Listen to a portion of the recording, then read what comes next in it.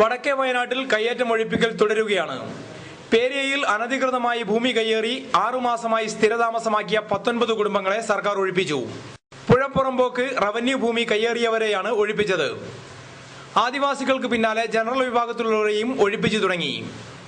പേരിയ വില്ലേജിൽ മുള്ളലിൽ survey number 269 പെട്ടതും Thavinhal ഗ്രാമപഞ്ചായത്തിന്റെ അധീനതയിൽ ഉള്ളതുമായ പുഴപ്പുറമ്പോക്കിൽ താമസിക്കുന്ന 18 കുടുംബങ്ങളെ മാനന്തവാടി തഹസിൽദാർ പി കൃഷ്ണൻകുട്ടിയുടെ നേതൃത്വത്തിൽ ഒഴിപ്പിക്കാനാണ് അധികൃതർ എത്തിയത്.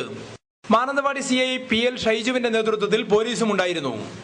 ഒഴിപ്പിക്കൽ തുടങ്ങിയതോടെ നാട്ടുകാർ പ്രതിഷേധവുമായി എത്തി.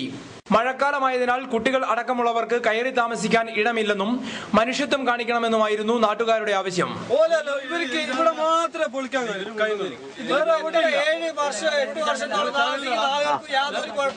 ഇപ്പൊ കുറഞ്ഞ കാലം കൊണ്ട് ഇവിടെ വന്ന് താമസിച്ച ആൾക്കാർക്ക് ഇവിടെ താമസിക്കാൻ പറ്റില്ല, പിന്നെ ഒന്നും ഇതാകാൻ പറ്റില്ല, പഞ്ചായത്തിന് നടപടി എടുക്കാൻ പറ്റില്ല.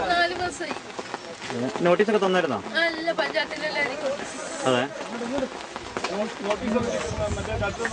കളക്ടർ പറഞ്ഞു നിങ്ങൾക്ക് എവിടെയെങ്കിലും 5 സെന്റ് സ്ഥലം കാണിച്ചാൽ നിങ്ങൾ ഒഴിവായിരുന്നു. 5 വീടുകൾ പൊളിച്ച ശേഷം നാട്ടുകാരുടെ എതിർപ്പിനെ തുടർന്ന് ഒഴിപ്പിക്കൽ നിർത്തിവെച്ചു.